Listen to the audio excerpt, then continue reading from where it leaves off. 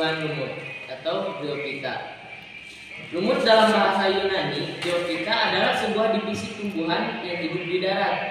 Umumnya berwarna hijau dan berukuran kecil, tidak dapat dengan bantuan lensa. Dan ukuran yang terbesar adalah kurang dari 50 cm.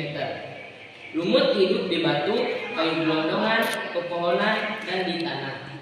Lumut terbesar hampir di seluruh belahan dunia, terkecuali di dalam laut. Lumut mempunyai sel-sel plastik yang dapat menghasilkan klorofil A dan B, sehingga dapat membuat makanan sendiri dan bersifat autotrof. Lumut termasuk ke dalam kingdom Plantae yang meliputi semua organisme yang multiseluler dan telah berdiferensiasi equality dengan dinding sel berselulosa. Organisme yang termasuk ke dalam Plantae ini hampir seluruhnya bersifat autotrof. Terdapat membuat makanan sendiri dengan bantuan cahaya matahari saat fotosintesis. Yang kedua, ada ciri-ciri tumbuhan lumut atau Bryophyta. Yang pertama, belum bisa dibedakan antara akar, batang, dan daunnya. Yang kedua, akarnya berupa akar semu atau rhizoid.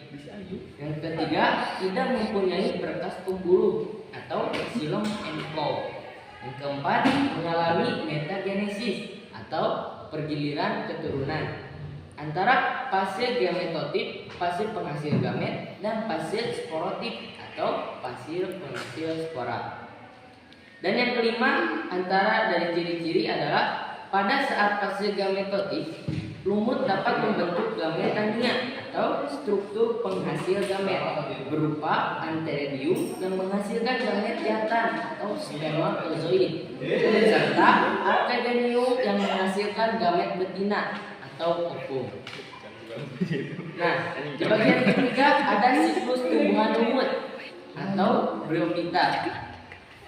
Siklus ini bersifat metagenesis karena pergantian antara reproduksi seksual dan aseksual. Awalnya sporotip menghasilkan spora yang akan menjadi prontema. Dari prontema inilah gametotip terbentuk. Generasi gametotip ini punya satu sel kromosom yang disebut dengan haploid. Dengan gametotip ini menghasilkan gametanium atau organ reproduksi. Bersifat metagenesis karena pergantian antara reproduksi seksual dan aseksual. Awalnya sporotip menghasilkan spora yang akan menjadi prontema. Dari prontema inilah gametotip terbentuk. Generasi gametotip ini punya satu sel kromosom yang disebut dengan haploid. Dengan gametotip ini menghasilkan gametanium atau organ reproduksi yang disebut dengan antheridium pada jantan dan archegonium pada betina. Gametanium dilindungi oleh daun tisu atau brake. Antheridium berbentuk bulat dan menghasilkan sperma berflagela atau arterizoid dan spermatozoid.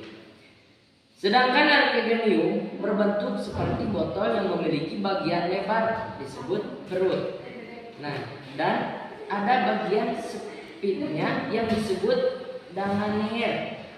Pembuahan atau fertilasi sel telur oleh antherizoid membuahkan zigot dengan 2 sel kromosom atau disebut dengan diploid.